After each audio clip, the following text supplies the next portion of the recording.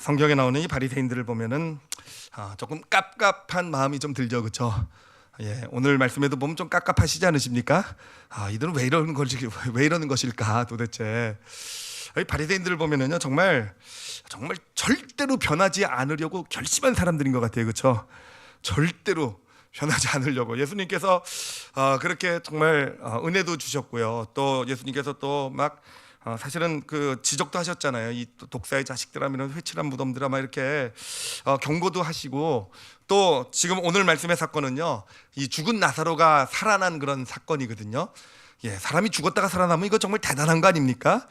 하여튼 그런 일까지도, 놀라운 이적까지도 경험을 했는데, 이들은 무엇을 지금 모의하고 있습니까? 그런 거를 보고 나서 무엇을 모의하고 있습니까? 예수님을 죽이려는 모의를 하고 있는 것을 보게 돼요. 야, 정말 대단한 사람들이다. 어떻게 이럴 수가 있을까? 그것도 죽이려는 어떤 모의를 하는데, 이 모의도 아주 정말 거창하게 하죠, 그렇죠? 거창하게, 아주 정말 논리가 끝장입니다. 정말 머리가 되게 좋은 것 같아요. 어떻게 예수님을 죽일 것을 명분을 갖다 대냐면은, 사람들이 예수님을 다 따라가면은요, 사람들이 다 예수님 좋아서 가면은 결국은 로마가 위협을 느끼고 이스라엘을 쳐들어와서 이스라엘을 멸망시킬 것이다. 머리 좋네요, 그렇죠? 그러니까 한 사람이 민족 전체가 멸망하는 것보다 한 사람을 희생시키는 게 낫다. 뭐 이런 논리 아니겠습니까? 하여튼 정말 끝장이에요. 여러분 아시죠? 그게 진짜 이유는 아니라는 거. 그죠? 예수님을 왜 이들이 그렇게 견디지 못하고 죽이려고 하는지 그 아시잖아요, 그렇죠? 예, 정확한 답은 제가 좀 나중에 드리도록 할 텐데요. 그런데 안타까운 건 뭐냐면은, 이게 이렇게 정말 죽도록 변하지 않는 이 바리새인들, 이 문제가 바리새인들만의 문제가 아니라는 거예요. 사실 솔직히 얘기하면 우리도 참 죽도록 안 변해요, 그렇죠? 예, 정말 제가 저를 봐도요, 정말 지긋지긋하게 끈질기게 안 변한다. 이런 모습이 솔직한 우리의 모습이라는 거예요. 정말 그 어떤 하나님의 말씀도 많이 공부도 하고 깨닫기도 하고 막 그러기도 하면서, 또 정말 그 뭐 훈련도 많이 받죠. 뭐 제자 훈련 저는 직접 가르치기도 하니까 뭐 제자 훈련도 받고 막 이런 훈련도 받는데, 실제 삶에 가면은 정말 하나님 말씀대로 내가 삶을 살아내고 있는가라고 생각하면 그렇지 못하다라는 거죠. 물론 잠시는 좀 사는 것처럼 이렇게 보이다가도 곧 시간이 지나고 나서 보면, 예, 자꾸 불교 용어가 생각나죠? 도로아미타불. 그렇죠? 다시 예전 모습으로 그대로 돌아가 있는 내 모습. 그렇잖아요. 참 말씀대로 이렇게 변화되는 게 참 쉽지만은 않은 어떤 그런 게 우리의 현실이고요. 또 특히 죄의 문제에 가서 보면은요, 더 그래요. 더 어떤 나에게 있는 어떤 습관적인 죄들을 보면은, 물론 뭐 습관적인 죄라고 해서 무슨 뭐 중독 같은 큰 죄만을 얘기하는 거 아니에요.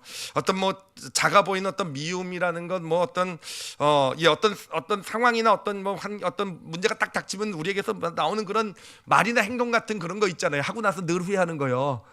예, 그런 거 있잖아요. 그런 것들도 보면은요, 정말 잘 극복이 안 돼요. 이런 습관적인 죄의 문제들도요, 늘 정말 그 후회하고 또 회개도 하고 이래도 또 늘 또 나에게 나타나는 그런 모습을 보게 됩니다. 도대체 우리는 왜 그렇게 잘 안 변하는 것일까라는 거, 왜 그렇게 잘 안 변하는 것일까?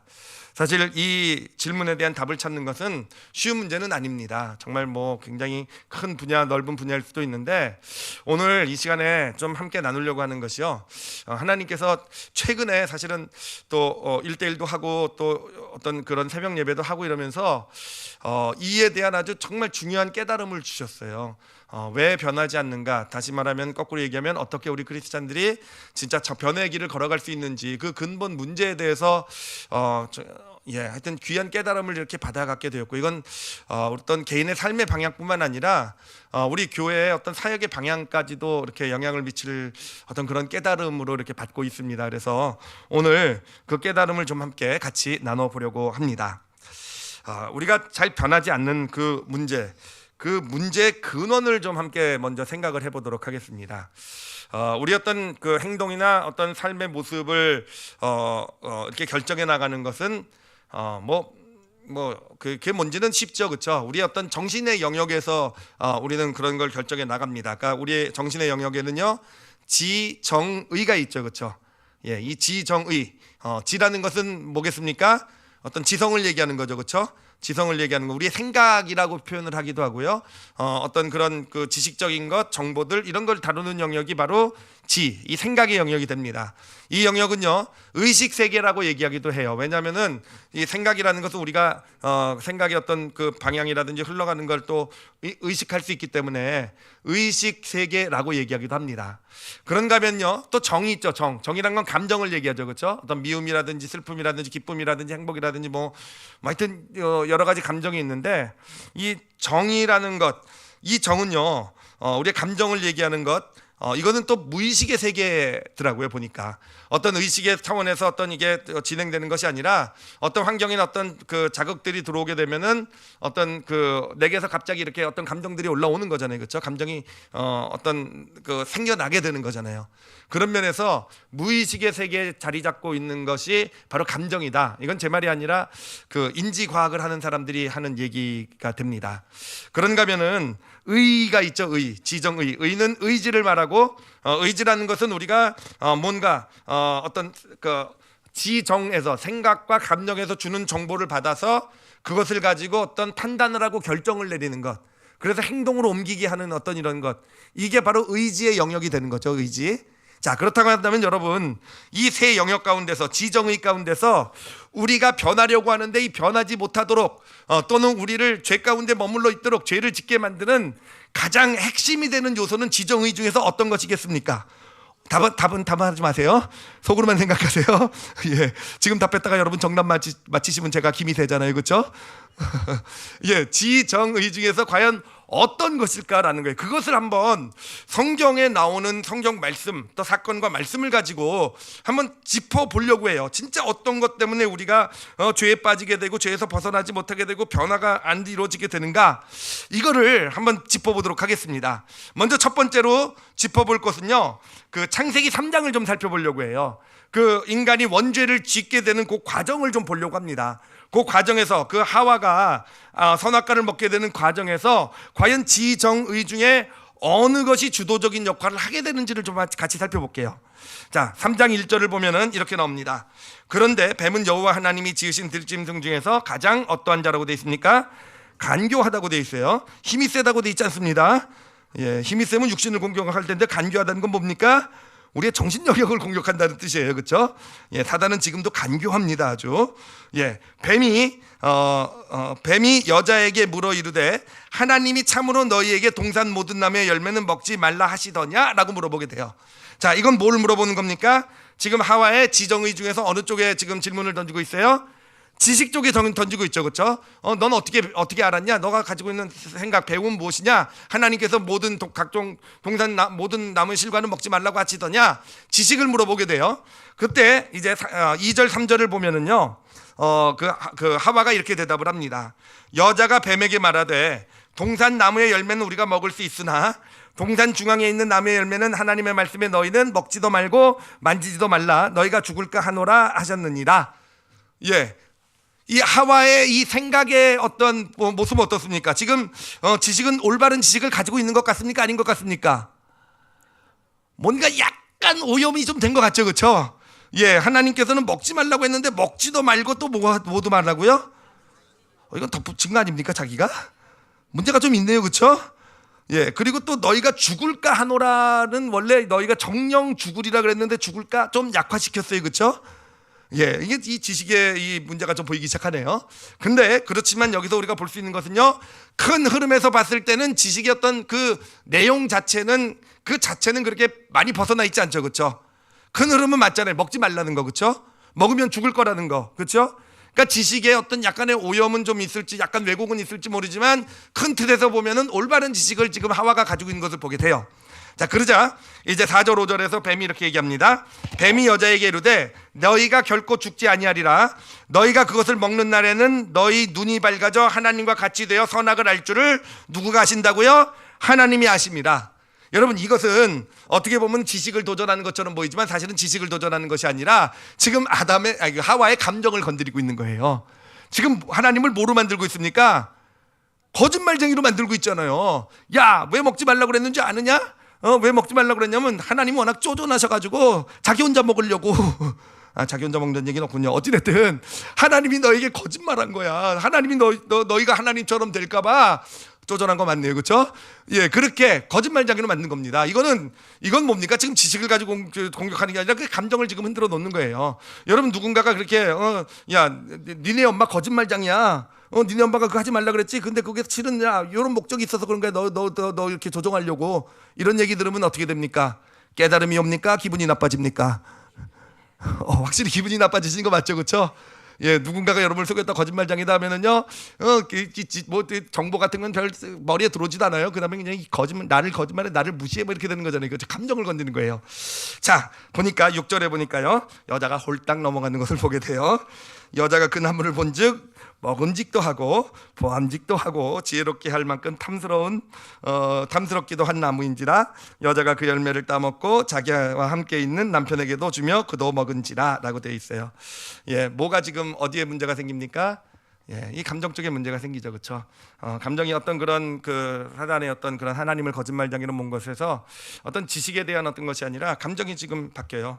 먹음직도 하고 보암직도 하고 아주 탐스럽게 막 욕심이 막 올라오게 만드는 어떤 그런 그런 그 감정이 올라오게 만들고요. 결국은요, 예, 선악과를 따먹는 그런 원죄를 저지르게 되죠. 그리고 혼자 죽을 수 없으니까 같이 죽는 길을 가게 되는 거죠, 그렇죠? 예, 혼자 죽을 수 없잖아요, 그렇죠? 예.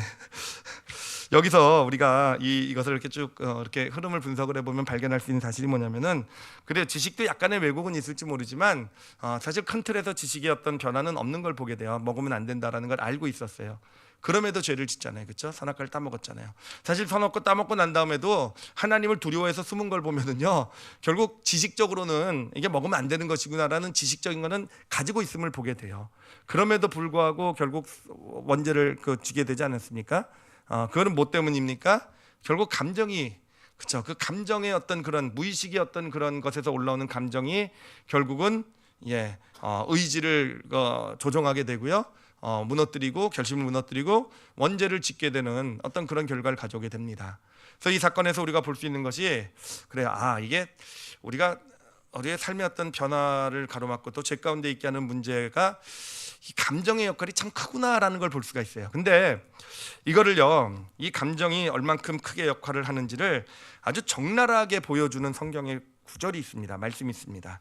바울이 한 고백인데요, 바울의 고백, 로마서 7장 22절과 23절을 읽어드리도록 할게요. 잘 보세요. 바울이 로마서 7장 22절에 이렇게 얘기합니다. 내 속사람으로는 하나님의 법을 즐거워하되 라고 얘기를 해요. 여기서 말하는 속사람은 무엇을 가리키는 거겠습니까? 자기의 생각을 가리키는 거예요. 자기의 머리를 얘기하는 거예요. 하나님을 그는 믿고 있어요. 하나님의 사람으로 살아가고 있어요. 그러므로 그의 생각은 하나님의 말씀을 당연히 지켜야 된다고 생각하고 있어요, 그렇죠? 하나님의 말씀을 지키는 것이 얼마나 선한 일인지를 알고 있어요, 그렇죠? 그러므로 자기의 속사람 생각으로는요, 하나님의 말씀을 지금 즐거워 그것대로 살기를 원하는 소망으로 생각은 채워져 있다라는 겁니다. 내가 하나님의 말씀을 지켜야지 의지에게 그렇게 전달하고 있다라는 겁니다. 그런데 23절을 보니까 이렇게 얘기해요. 내 지체 속에 한 다른 법이, 자기도 모르는 다른 법이에요. 이게 왜 다른 법이라고 표현했는가 봤더니 내 속사람 생각은 의식할 수 있잖아요, 그렇죠? 그 존재를 의식할 수 있으니까 내 생각, 내가 의식할 수 있는 이 생각은 하나님의 법을 지금 즐거워하고 있는데 뭔가 다른 법, 나도 모르는 다른 법, 즉 무의식의 세계에 뭔가 얘기하는 거 아니겠습니까? 그 다른 법이요, 내 마음의 법과 싸운다는 거예요. 내 생각과 싸운다는 거예요. 그래서 내 지체 속에 있는 죄의 법 아래로 나를 사로잡아 가는 도다라고 지금 한탄하고 있다는 겁니다. 자, 바울이 지금 얘기하고 있는 게 무엇입니까? 그를 죄의 법 아래로 지금 사로잡아 가서 죄 가운데로 들어가게 만들고 있는 그 근본 원인이 무엇인가 하는 거예요. 머리로는 지금 생각으로는 하나님의 말씀을 지켜야 되는 건 알고 하나님의 말씀을 즐거워까지 하고 있어요. 내가 말씀대로 살아야지 라는 그런 결심까지 주고 있어요. 그런데 그러려고 하는 자기에게 뭔가 자기의 무의식에서 올라오는 무언가가 계속 자기의 이 생각을 무너뜨리고 싸워가지고 자기를 죄 가운데로 자꾸 끌고 가게 된다는 것이죠. 무엇입니까? 감정이라는 거예요. 감정. 성경이 우리에게 아주 정확하게 보여주고 있는 것이 그것입니다. 우리 삶이요, 어떤 우리의 행동, 어떤 우리의 어떤 그런 삶의 모습에 결정적인 영향을 미치는 것은요, 특히 문제가 있고 어려움이 있고 유혹이 있고 힘든 일이 있을 때 우리 삶에 결정적인 영향을 미치는 부분은요, 어디입니까? 감정이라는 거예요. 생각이 아니라는 겁니다. 지가 아니라는 거예요. 의지가 아니라는 거예요. 의지는요, 결국은 강한 감정이 이렇게 우리의 마음 가운데 오게 될 때 결국은 거기에 굴복할 수밖에 없는 것이 바로 의지가 된다라는 것입니다. 그래서 여기서 이것이 참 이 깨달음을, 감정이 문제구나, 이 감정이라는 것이 결국은 어떤 나로 하여금 원하지 않는 어떤 그런 삶, 하나님 말씀대로 살아가지 못하고 변하고 싶지만 변하지도 못하게 하고 죄를 극복하고 정말 그러고 싶지 않은데 계속 그런 삶을 살아가 죄 가운데 있게 만드는 게 바로 이 무의식, 이 감정이구나. 그래요. 근데 이 깨달음을 받으면서요, 정말 이 이 세상에 대한 어떤 좀 통찰 같은 게 오더라고요. 뭐냐면은 여러분, 이 세상의 교육이요, 이 세상의 교육은요 사실은 실패한 거예요. 왜 실패했냐면은 교육의 목적이 뭡니까? 교육의 목적은 결국은 그 선한 사람을 만들기 위한 것이잖아요, 그렇죠? 이 땅 가운데서 더 나은 사람을 만들어가는 것, 더 나은 사람을 만들어가는 게 결국 교육의 목적 아니겠습니까? 뭐 여러 가지 어떤 다른 부수적인 목적도 있겠지만 결국 교육을 통해서 더 나은 사람을 만들어가는 게 교육의 목적인데, 그래요. 어떻습니까? 교육이 그 기능을 잘 발휘하고 있습니까? 그렇지 않은 경우가 많잖아요, 그렇죠? 우리가 보듯이 오히려 이 세상의 교육의 시스템 안에서 탁월함을 나타낸 사람이 실제로 삶의 모습에서는 어떻습니까? 더 엉망인 경우가 많잖아요, 그렇죠? 물론 공부 잘했다고 인간성이 엉망 늘 그렇다는 건 아니에요. 예, 공식처럼 되는 건 아니에요. 예, 저 공부 잘했거든요. 인간성도 인간성 엉망이었어요, 진짜. 솔직히 그랬어요. 근데 그렇잖아요. 교육이라는 게 결국은 이 세상의 교육이라는 게 사람을 더 나은 사람으로 세려가는데 실패했다라는 거예요. 그 이유가 무엇인가가 보이더라고요. 그 이유가 뭐겠습니까? 이 사람을 변화시키는데 그렇게 생각한 거죠. 지식을 넣어주고 훈련을 시키면 더 나은 사람이 될 것이다. 이게 교육의 어떤 철학 아니겠습니까? 그래서 옳은 삶이 무엇이고 이거에 대한 지식을 한참 넣어주고 이렇게 살아야 되고 저렇게 살아야 되고 그거를 훈련할 수 있도록 뭐 벌도 주기도 하고 뭐 그러면서 어떤 훈련을 시키는 게 이 세상의 교육이고, 근데 그것이 사람을 변화시키는데 더 좋은 사람을 만드는 데 실패한 것이죠. 그 이유는 무엇인지 아시겠죠, 그렇죠? 무엇을 다루고 있지 않습니까? 감정을 다루고 있지 않은 거예요, 교육에서요. 이 감정을 올바로 지금 다루고 있지 못하기 때문에 결국 그 한계가 교육의 실패를 가져오고 있는 것이구나라는 거. 우리 아이들을 정말 더 나은 아이들로, 공부 잘하는 아이들로 세우는 데는 이 교육이 쓰임받을지 모르지만 더 괜찮은 나은 아이로 세워가는 데는 이 교육이 감당 못하는 건 너무 잘 알고 계시잖아요, 그렇죠? 바로 거기에 원인이 있구나. 근데 이게 교육만의 문제가 아니라 이 오늘날 어떤 교회 문제, 기독교의 문제도 바로 여기 있지 않나라는 그런 마음이 또 드는 거예요. 이 교회가 정말 큰 교회도 많고, 이 교회 보면 뭐 어마어마한 어떤 뭐 교육들, 훈련들이 진행이 되잖아요. 교회에서 성경 공부 얼마나 많이 시킵니까, 그렇죠? 예, 정말 주일마다 정말 하나님의 말씀에 대한 지식이 얼마나 많이 전달이 됩니까? 그래요. 지식도 정말 많이 전달이 되고 여러 가지 뭐 제자 훈련들, 훈련 프로그램들을 통해서 순종하게 하고 희생하게 하고 헌신하게 하는 어떤 그런 어떤 순종도 많이 하게 하는데, 그런데 오늘날의 기독교가 그러면은 정말 그렇게 우리 크리스찬들이 그렇게 변화된 삶, 하나님 원하시는 그런 삶을 살아가고 있는가? 오늘날 기독교 현실이 그런가 하면 그렇지 못하잖아요, 그렇죠? 기독교가 욕을 많이 먹는 게 부당한 것도 있지만 사실 부끄러운 부분도 있잖아요, 그렇죠? 뭔가 교회에 어떤 큰 문제가 있는 것 눈 감아버리는 것이 그 교회 사람들이잖아요, 그렇죠? 자신의 어떤 이 교회 안에서의 삶하고 세상의 삶, 교회 안에서는 희생도 하고 헌신도 하고 막 이런 것 같지만 실제 삶에서는 그렇게 살아내지 못하는 게 우리 크리스찬의 현실이잖아요. 그 문제가 어디서 나타나는 것일까? 그 근원이요, 감히 그렇게 말씀드리고 싶어요. 하나님께서 그 준비하다가 막 이런 그 주신 어떤 은혜고 깨달음이고 어떤 교회가 그렇게 교회가요 이 감정에 관심을 가져야 된다는 거죠. 말씀을 많이 가르치고 기가 막힌 지식들을 전하고 정말 하나님의 뜻이 이거고 옳은 삶이 이거고 그것을 가지고 훈련하는 것만으로는 부족하다라는 거. 그래요. 우리 사람의 그 감정이라는 것을 올바로 다뤄낼 수 있도록, 그 감정을 올바로 다룰 수 있게 될 때 그런 삶의 변화, 어떤 진짜 하나님 말씀대로 살아갈 수 있는 능력이 생기게 된다라는 것입니다. 제가 본 교재에서 나와 있는 그 글을 하나 좀 소개시켜 드릴게요. 짧은 글인데 인지과학자들, 이 인간의 정신 영역을 연구하는 사람들이에요. 인지과학자들이 이렇게 얘기를 합니다. 의식적 사고는, 우리의 이성으로 인한 생각을 얘기해요. 의식적 사고는 거대한 빙산의 일각에 불과하다. 무의식적 사고가 우리 감정을 얘기합니다. 무의식적 사고가 모든 사고의 95%라는 것. 95%래요. 모든 우리의 어떤 결정하고 판단하고 해나가는 거에 95%가 무의식적 사고. 95%라는 것이 인지과학자들 사이에서는 경험상의 일반 원리로 통하지만 그것도 심각할 정도로 과소평가한 것인지도 모른다. 그만큼 인지과학을 연구하는 사람들이 볼 때 인간은요 뭐에 의해서 삶의 모습이 결정이 됩니까? 이 어떤 무의식의 세계에 있는 어떤 감정의 어떤 그런 것에 의해서 우리의 삶의 모습이 결정되어져 간다라는 것입니다. 자, 그러면은 이제 문제의 근본이 무엇인지를 알았어요. 근원이 우리의 어떤 감정 가운데 있다는 것, 우리 속에 있는 무의식 속에 있는 감정 가운데 이제 문제가 있다는 걸 알았어요. 자, 그러면 이 감정이라는 걸 어떻게 우리가 다뤄야 될 것인가 하는 거예요. 어떻게 다루는 것이 올바로 다루는 어떤 그런 문제가 되는 것일까?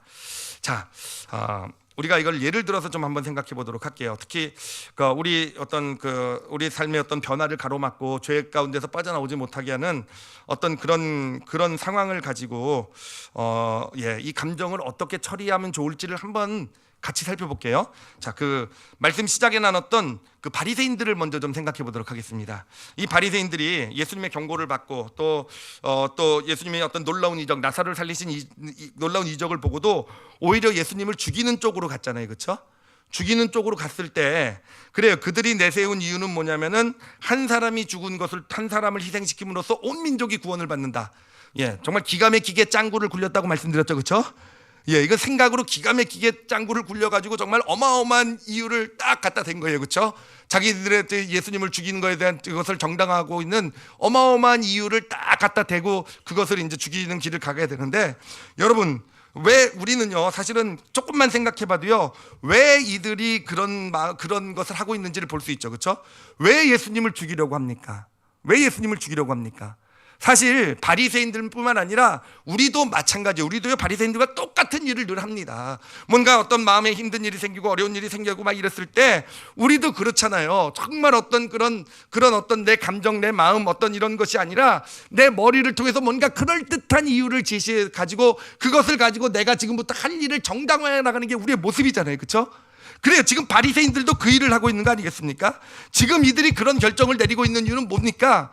어떤 그런 진짜 우리 민족을 살리기 위해서 어떤 한 사람을 희생시키려는 어떤 거룩한 의도가 아니라, 생각이 아니라 그들이 일을 하고 있는 것은 지금 마음이 상했기 때문에 그런 거잖아요. 예수님이 나타나면서 자신들이 가지고 있었던, 누리고 있었던 특권들이 지금 다 무너지고 있으니까 무너질지도 모른다는 어떤 두려움이 있잖아요, 그렇죠? 그런 불안 가운데 있잖아요. 더 이상 누리던 못 누릴 것 같은. 또 예수님이 나타나서 사람들이 다 예수님을 따르니까 거기서 오는 질투가 있는 거잖아요, 그렇죠? 여러분 예수님을 죽이려고 하는 의도가 뭐라고 생각하세요? 진짜 이 예수님 한 사람 희생시켜서 온 민족을 살리는 거룩한 뜻 가운데서 그들의 생각이 만들어 놓은 그 생각, 그 명분을 하는 것 같습니까? 아니면 마음이 상해서 그런 것 같습니까? 마음이 상해서 그런 거잖아요. 마음이 상해서. 그래, 우리도 똑같이 그러잖아요. 마음이 상해서 그런 것이잖아요. 근데 바리새인들이 그랬던 것처럼 우리도 그 마음은 무시해버리잖아요, 그렇죠? 무시해버리고 거기에다가 내 생각으로 그럴듯한 뭔가 이유를 갖다 붙여가지고 그것을 가지고 행동해내는 게 우리의 모습 아닌가 하는 거예요. 자, 근데 여러분 한번 이렇게 생각해 보세요. 만약에요 바리새인들이 그런 과정에서 이제 정말 마음이 힘들고 어려웠을 거 아니겠습니까? 그런 상황에서 자신의 감정에 관심을 가지고 자신의 감정을 인정했다고 하면 어떻게 되었을까라는 거예요. 그들이 어떤 그런 예수님이 하신 일들을 보고 막 이적을 들었어요. 마음이 막 힘들어요. 근데 그들이 어떤 생각을 하기 전에, 어떤 명분을 만들어 생각이 하기 전에 그들의 마음 가운데 있는 어떤 감정에 관심을 가졌다면, 그러면서 보면서 인정하는 거예요. 내가 지금 이렇게 이런 생각이 들고 막 예수님을 미워하고 예수님을 죽이고 싶고 막 그런 어떤 마음이 그러려고 하는 이유가 바로 실은 내 감정에 있었다. 내가 지금 우리가 예수님 때문에 지금 불안해 두려워하고 있는 것이다. 우리가 예수님 때문에 지금 예수님을 질투하고 있어서 지금 내 감정이 지금 그런 감정이 나에게 올라오고 있는 것 아니냐. 만약에 그것을 관심을 가지고 인정할 수 있었다고 한다면 이들이 과연 어떻게 했을까라는 거예요. 어떻게 했을까? 그렇죠? 어떻게 했을까? 한 가지 예만 더 들어드리도록 할게요. 이 사울 왕을 보면은요, 이제 왕이 돼서 블레셋과 전쟁을 하게 돼요.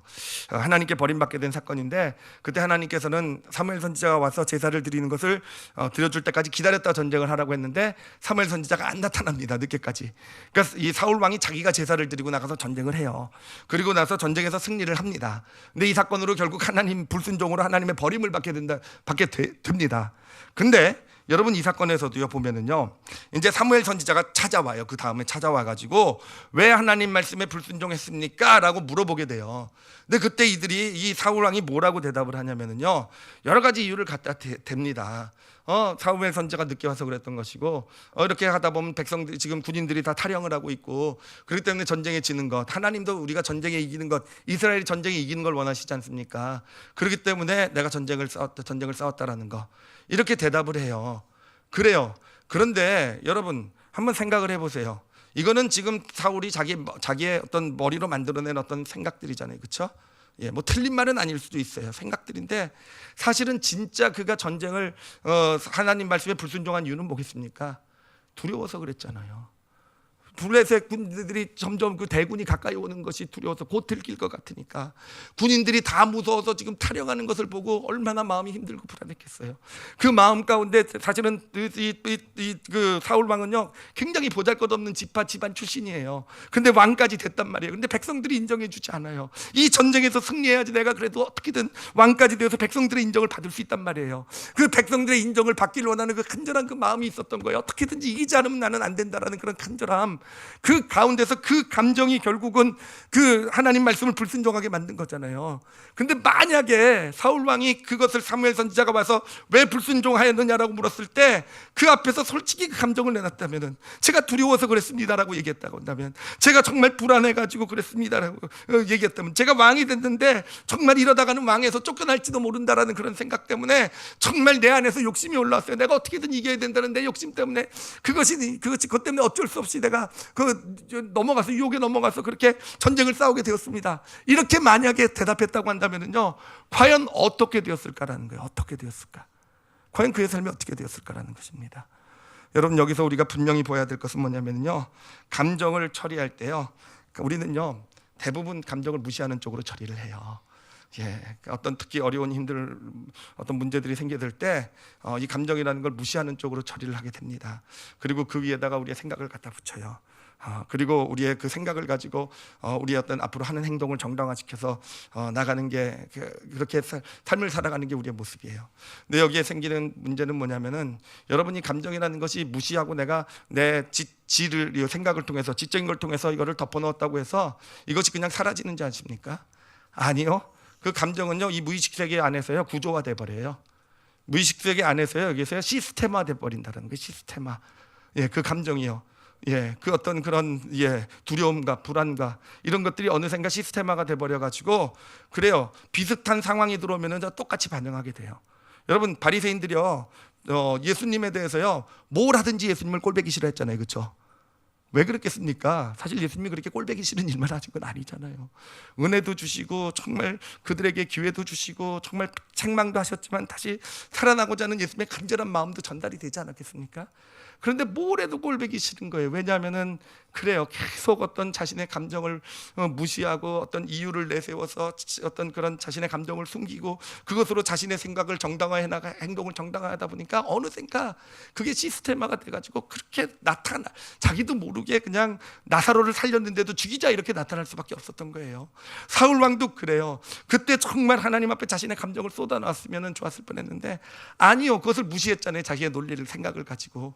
그러니까 어느샌가 그것이 구조화가 돼가지고는 계속 그 안에서 불순종의 길을 걸어갈 수밖에 없게 만드는, 본인도 하나님이 버리셨다는 얘기를 들었을 때 얼마나 마음이 아프고 힘들었겠습니까? 그런데도 그 다음 상황이 오니까 또 불순종하게 돼요. 이게 구조화돼 시스템화 돼가지고 나타나는 그런 모습이 되는 것입니다. 여러분, 이게 진짜예요, 진짜. 이게 제가 이 말씀 준비하면서 보니까 이게 진짜인 게 뭐냐면요, 여러분, 이 사실 생각이라는 것은요 금방 없어지고요, 금방 바뀌기도 해요. 변화도 돼요. 근데 감정은요, 이게요 잘 안 바뀌어요. 정말 끈질기게 안 바뀌어요. 제가 그것을 이렇게 생각한 게, 제가 어렸을 때 형한테 엄청 많이 맞았거든요. 제가 형한테 엄청 많이 맞았는데 지금은 어떻게 맞았는지 기억도 안 나요. 근데 지금도 형을 얼굴 보면 그때 그 감정이 올라와요. 두려움이. 그래서 평소 때는 지금은 뭐 다 잘해주시고 그러니까 뭐 이런 거 하려고 하는데, 평소 때도 이렇게 같이 앉아서 뭐 논쟁이라도 이루어지게 되면은요, 딴 사람보다 형이 훨씬 더 미워져요. 이유도 없이. 근데 이유도 없는 게 아니었겠죠, 그렇죠? 예, 이게 감정이라는 게 그런 거예요. 정말 지긋지긋하게 안 없어져요. 제가 읽었던 교재에 보니까 그런 얘기도 나오더라고요. 며느리가 시어머니한테 그렇게 고생한 며느리가 시어머니가 어떻게 자기를 괴롭히는지 기억은 못하지만 감정은 다 가지고 있대요. 예, 그래서 볼 때마다 시어머니 볼 때마다 미워한대요. 그러니까 여러분 요즘 시어머니가 나 며느리 잘해주는데 나 개과천선했어 그래도 이 며느리는 똑같은 감정 가지고 늘 대할 수밖에 없다라는 거. 좀 그렇긴 하지만 그래요.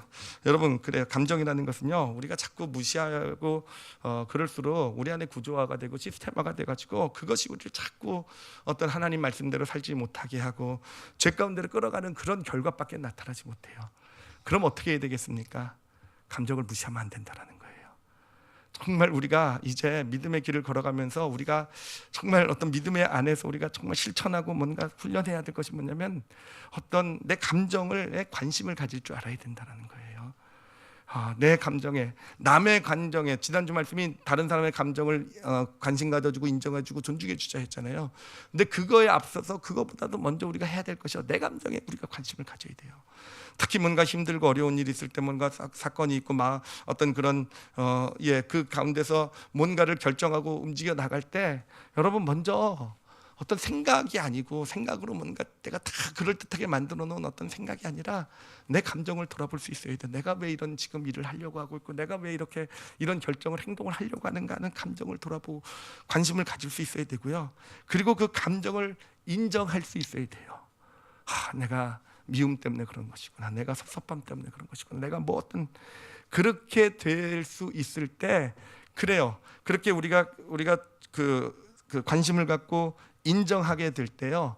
그래요. 이 감정이 올바로 처리할 수 있는 길이 열리기 시작하게 되는 거예요. 근데 사실 감정을 그 관심을 갖고 인정하는 것이요. 솔직히 쉬운 일은 아니에요. 왜 안 쉬운 일이냐면은 이 세상은요. 우리가 어렸을 때부터 감정, 특히 부정적인 감정은요 무시해야 되는 것으로 우리는 늘 그렇게 배워왔어요. 많은 경우에, 대부분의 경우에 예를 들면 애들이 막 울잖아요. 애가 막 울면 여러분 뭐부터 합니까? 뚝부터 먼저 하잖아요. 그렇죠? 예, 뚝. 그러니까 그게 뭡니까? 감정을 표현하면 안 된다는 거잖아요. 그렇죠?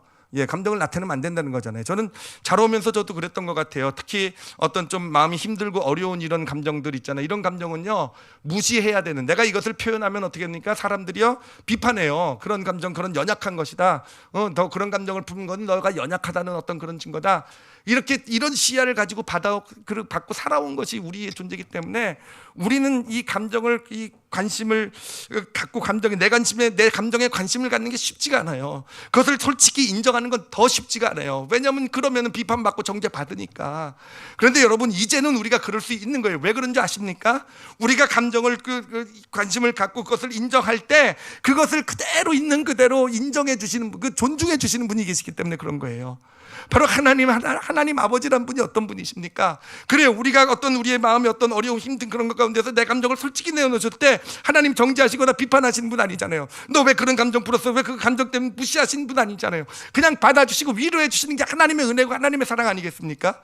저는 기독교의 하나님의 사랑의 본질이 거기 있다고 믿어요. 십자가가 능력이 되는 이유가 거기 있다고 믿어요. 십자가 앞에 서면 왜 그게 은혜가 됩니까? 왜냐하면 십자가 앞에서 우리가 무엇을 발견합니까? 우리의 마음, 우리의 감정을 다 그대로 내어놓아도 정죄하시는 하나님이 아니라, 판단하시는 하나님이 아니라 오히려 그런 내 아픔 감정까지도 다 받으셔서 자신의 육체에 담으셔서 십자가에 못 박아버리신, 그것을 받아주신 그 예수 그리스도가 십자가 위에 계시기 때문에 십자가 앞에 서게 될 때 우리는 나의 마음, 나의 정말 가장 아픈, 연약한, 부끄러운 그런 감정까지도 받아주시는, 존중해주시는 그 은혜와 사랑을 받게 되는 거예요.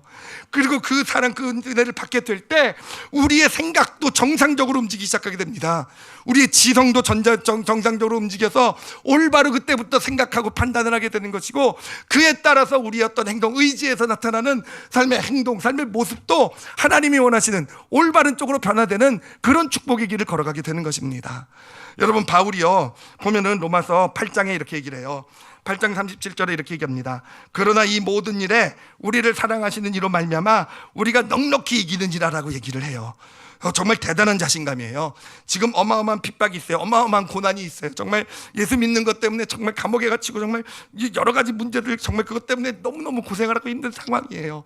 그것 때문에 좌절할 수도 있는 상황인데, 바울은요 당당하게 이 모든 것, 뭐 적신이냐 칼이냐 뭐 죽음이냐 뭐 이런 모든 것이 하나님의 사랑에서 나를 끊을 수 없느니라 막 이렇게 당당하게 얘기해요. 나는 이 믿음에게 하나님 원하시는 길 걸어갈 수 있다, 넉넉히 이긴다라고 얘기합니다.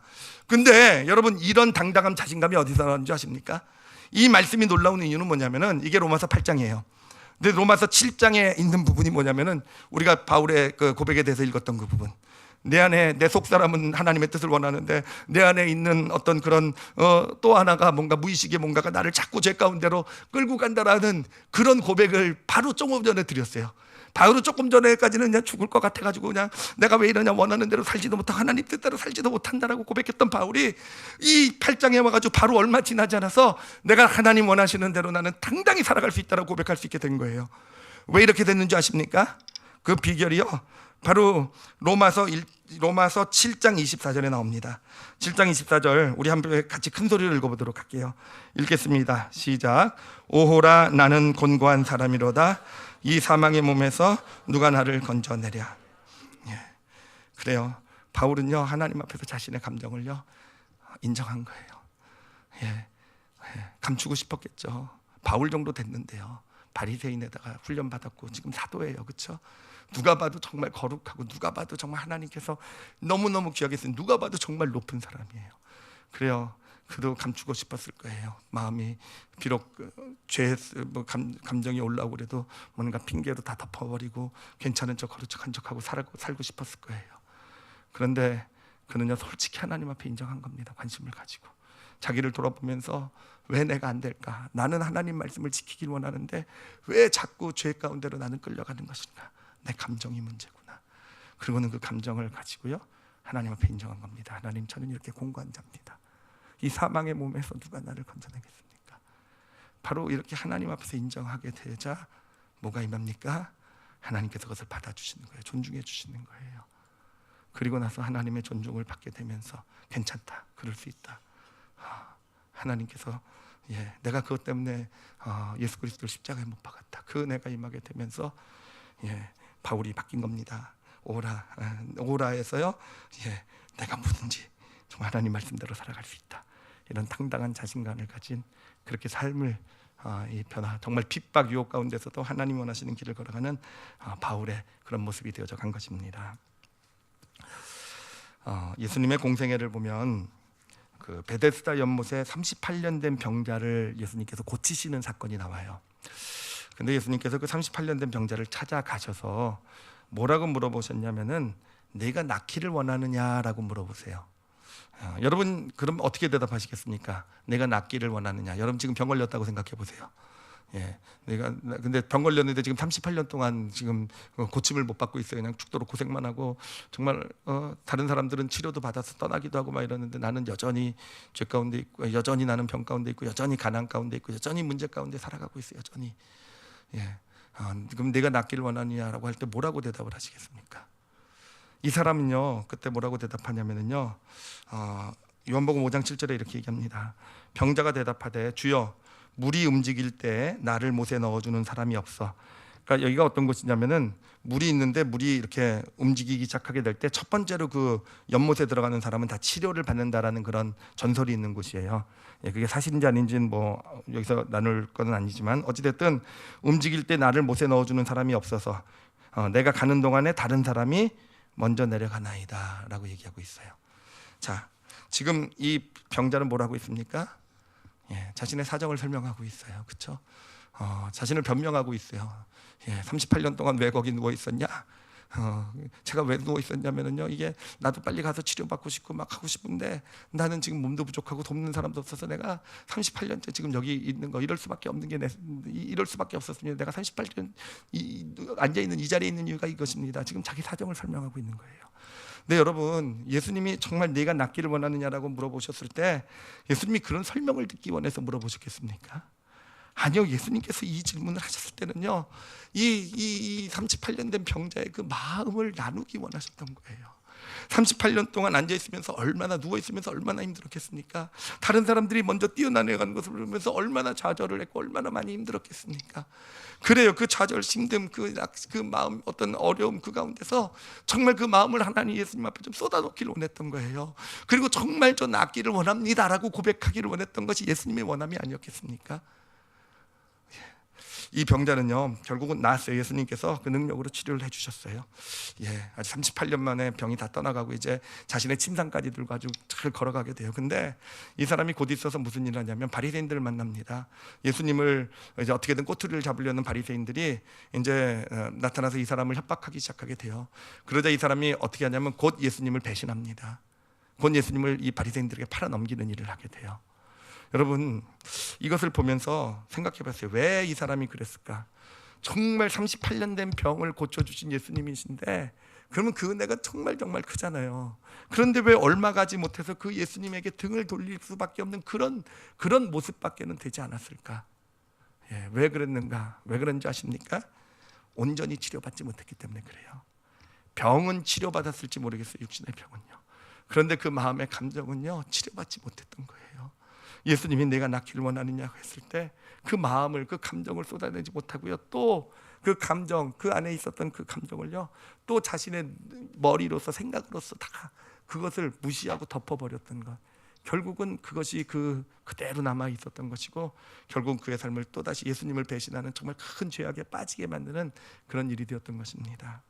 그래, 우리도 어쩌면 예수님의 어떤 구원의 은혜를 경험하고 또 예수님의 능력, 축복들을 경험하고 우리가 믿음의 길을 걸어갈지도 몰라요. 그럼에도 삶의 변화가 나타나지 않는 이유는, 삶이 어떤 죄를 이기지 못하는 그런 삶이 되는 이유는 어쩌면은요, 우리도요, 계속 우리의 마음을, 감정을 내가 낫기를 원하느냐 할 때 늘 예수님에게 핑계를 대고 이것이 문제고 저것이 문제고 이것 때문에 안 되는 것이고 이것 때문에 어렵고, 바로 이런 것들이 결국은 우리를 온전히 치유하지 못하는, 정말 우리 삶을 변화로까지 이끌고 가지 못하는 그런 원인이 되는 것이 아닌가 하는 것입니다.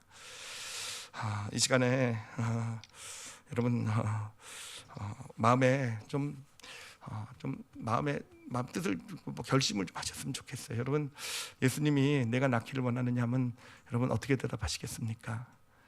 내가 정말 가난해서 좀 벗어나고 싶냐, 네가 정말 내 도움이 원하느냐, 내 인도하심을 받기를 원하느냐 했을 때요, 여러분 어떻게 하시겠습니까? 앞으로 예수님한테 설명하지 마시기 바랍니다. 예수님도 잘 알고 계세요. 예수님이 우리를 찾아오시는 이유는요, 우리의 마음을 받아주시기 위해서예요. 우리의 감정을 받아주시기 위해서예요. 우리가 좀 가지고 있는 생각의 껍질을 좀 벗어버리고 네 감정을, 네 마음을 좀 내 앞에 관심을, 네 마음에 네가 좀 관심을 가지고 인정하라고 예수님께서 찾아오신 것입니다. 바로 그런 믿음, 그런 은혜의 길을 걸어갈 수 있게 될 때 여러분, 우리의 삶은요, 결국 변하게 될 줄 믿습니다. 그래요. 지식이 많아서 변하는 것도 아니고 뭐 기가 막힌 제자 훈련을 받아가지고 그 훈련이 내 삶을 변화시키는 것도 아니에요. 물론 필요하겠지만 정말 내 마음을 아시고 내 마음을 만져주시고 내가 내 마음에 관심을 갖기 시작하게 되고 인정하게 되면서 그것을 존중해 주시는 그 은혜 가운데 우리 삶이 조금씩이지만 서서히 하나님이 원하시는 방향으로 변해 나가는 놀라운 축복의 역사가 우리 가운데 나타나게 되는 것입니다. 어떻게 대답하실지 이제 아시겠죠, 그렇죠? 낫기를 원하느냐. 기도할 때도 어떻게 기도해야 되는지 아시겠죠, 그렇죠? 그래요. 삶의 어떤 일을 처리할 때도 어떻게 처리해야 되는지 아시겠죠, 그렇죠? 특히 어렵고 힘들고 그럴 때 처리할 때는요, 꼭 여러분 자신의 마음을 돌아보시길 바랍니다. 머리 가지고 처리하지 마세요. 자신이 만들어 놓은 이유 가지고 처리하면은요, 점점 더 인생은 망가지게 돼요. 점점 더 나는 옳다고 생각하는데 거기에 하나님 말씀까지 갖다 붙여요. 하나님 말씀대로 했다고 생각하는데 오히려 점점 더 망가질 수밖에 없는 게 우리의 모습이라는 거. 우리의 감정을 하나님 앞에서 좀 관심 가지고 인정하고, 그리고 그 부어주시는 그 사랑, 우리의 감정을 존중해 주시는 그 은혜를 마음껏 누리시는 믿음의 길 걸어가시는 저와 여러분이 되시기를 예수님의 이름으로 축원합니다. 기도하시겠습니다.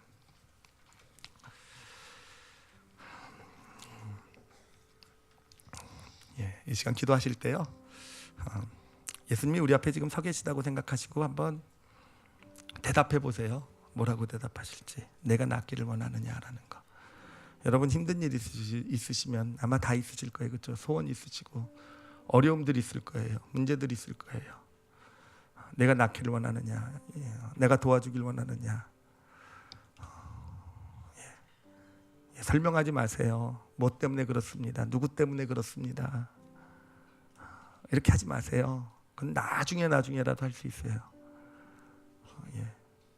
그래, 내가 어린 시절에 이런 것이 있어서 아니요, 설명이 필요한 것이 아니라 하나님 앞에서 감정을 관심 갖고 인정하는 훈련이 필요해요. 그 일 때문에 마음이 어떤지 한번 생각해 보세요. 그 문제 때문에 자신의 마음이 어떤지를 한번 관심 기울여 보세요. 내가 왜 그런 일을 하려고 하는지 한번 자신의 마음, 자신의 생각이 아니고요, 자신의 마음을 한번 좀 돌아보세요. 그리고 그 마음을 인정해 드리는 겁니다. 어떤 것도 괜찮아요. 세상은 정죄하지만 하나님은요, 절대로 그러지 않으세요. 받아주세요. 그게 십자가예요. 그 십자가를 경험할 때 우리는 진짜 부활할 수 있어요. 그냥 부활하셨다 이렇게 해서 우리가 그 부활을 이 땅에서 누리는 게 아니에요. 우리의 마음을, 우리를 죽이고 있는 건 우리의 감정이에요. 그 감정을 하나님 앞에 솔직히 인정할 수 있게 될 때 그것을 존중해 주시는 그런 그 십자가의 사랑을 우리가 경험하면서 어느샌가 우리는 부활해요. 어느샌가 나는 올바른 생각을 할 수 있고 올바른 믿음의 길을 걸어갈 수 있는 하나님의 사람으로 당당하게 서게 되는 것입니다.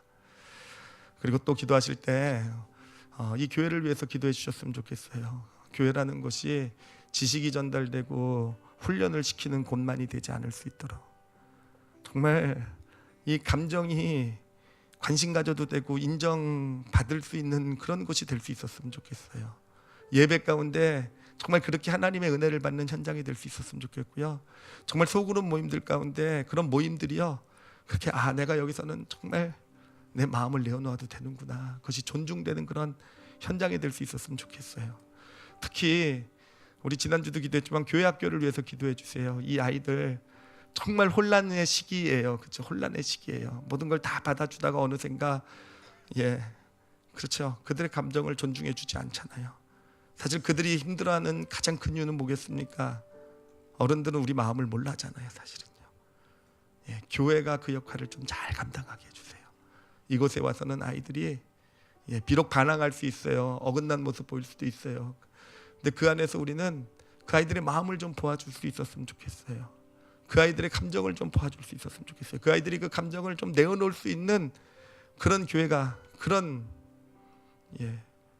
우리 교회 학교가 될 수 있었으면 좋겠어요. 그런 교회 학교가 돼서 우리 아이들을 정말 건강한 아이로 키워낼 수 있는, 정말 올바른 아이로 키워낼 수 있는 그런 교회가 되게 해주세요. 우리 다 같이 함께 통성으로 기도하시겠습니다. 하나님 아버지 감사합니다. 아버지 오늘 말씀 나눴어요. 사실은 좀 쉽지가 않고 어려운 부분도 있었지만 하나님 주신 은혜, 미숙하기 때문에 때로는 반항으로 표현되기도 하고 때로는 달선으로 표현되기도 하고 때로는 아버지 이상한 모습으로 표현되기도 하지만 하나님 아버지 이곳에서는 그 감정, 그 마음이 존중되고 받아들여져서 아버지 그 아이들이 정말 온전한 아이들로 세워지는 그런 축복, 그런 역사가 이 교회 가운데서 나타날 수 있기를, 그렇게 세워질 수 있기를 간절히